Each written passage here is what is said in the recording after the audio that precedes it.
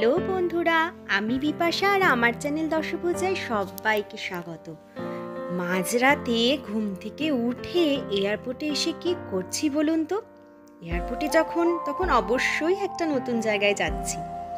আমরা যারা ৮০ দশকের শেষের দিকে বা ৯০ দশকের শুরুর দিকে জন্মগ্রহণ করেছি এবং সেই সময়ের গান, সিনেমা এই সমস্ত দেখে বড় হয়েছি, তাদের মনে কোথাও না কোথাও একটা অদ্ভুত স্বপ্ন বাসা বেঁধেছে।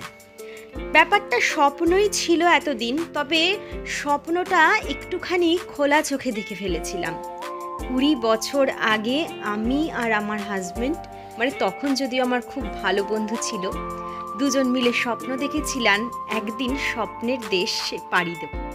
সেই স্বপ্নের দেশটা কোথায় সেটা তো আর একটু পরেই আপনারা জানতে পারবেন। তবে ওই যে শাহরুখ খানের ফ্যান আমি, তাই শাহরুখ খানের সেই সময় সিনেমাগুলো দেখতে দেখতে কখন জানি না স্বপ্নের পাখায় ভর করে পৌঁছে যেতাম সেই সব দেশে যেখানে সিনেমাগুলোর শুটিং হতো। এবং এখন আমি কিন্তু প্লেনে করে উড়ে চলেছি এবং সকাল ৭টার সময় আমাদের ফ্লাইট ছিল এবং সেই ফ্লাইটে করে কোথায় পৌঁছালাম বলুন তো? গেস করতে পারছেন? পৌঁছে গেছি সেই স্বপ্নের দেশ সুইজারল্যান্ডে।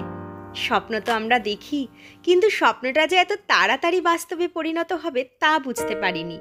কিছুটা খাটনি আর মাথার উপরে বড়দের আশীর্বাদ না থাকলে এগুলো কখনোই সম্ভব হয় না। যাই হোক, নিজেরা এয়ারপোর্টে পৌঁছে এবার এয়ারপোর্ট থেকে জুরিক মেন স্টেশনের দিকে পাড়ি দিচ্ছি এরকম ট্রামে। আর মেন স্টেশনে পৌঁছে নিজেদের লাগেজগুলো এখানে রেখে দিচ্ছি। সুইজারল্যান্ডে প্রত্যেকটা স্টেশনে, এয়ারপোর্টে কিন্তু এবং প্রত্যেকটা ঘোরার জায়গাতে এরকম লকার ফেসিলিটি অ্যাভেলেবেল আছে, যেখানে প্রতি ৬ ঘন্টায় ৯ ফ্র্যাঙ্কসের হিসাবে আপনি কিন্তু লাগেজ আপনাদের রেখে নিজ ঝঞ্ঝাটে ঘোরাঘুরি করতে পারেন। স্মল থেকে ডাবল এক্সেল সব রকম সাইজের লকার রয়েছে, আমাদের জন্য লার্জটাই ঠিক ছিল। লকারের সাইজের ওপর নির্ভর করে কিন্তু টাকাটিও। লাগেজটা রেখে এবার কিন্তু আমরা বেরিয়ে পড়ব জুরিক সিটি ট্যুরে। আর জুরিক সিটি ট্যুরে বেরিয়ে আমরা কি কি দেখলাম, কোথায় কোথায় গেলাম, সব কিছু কিন্তু আপনাদের সঙ্গে অন্য একটি ভিডিওতে শেয়ার করব, যাতে আপনাদের বুঝে নিতে একটু সুবিধা হয়। আমার চ্যানেলে নতুন বন্ধুদেরকে অনেক স্বাগত। আমি কিন্তু dance tutorial video, dance video এবং নতুন নতুন জায়গায় ঘোরা ট্রাভেল ব্লগগুলো শেয়ার করে থাকি। আপনারা আমার ভিডিও ভালো লাগলে অবশ্যই চ্যানেলটিকে সাবস্ক্রাইব করে আমার পাশে থাকবেন।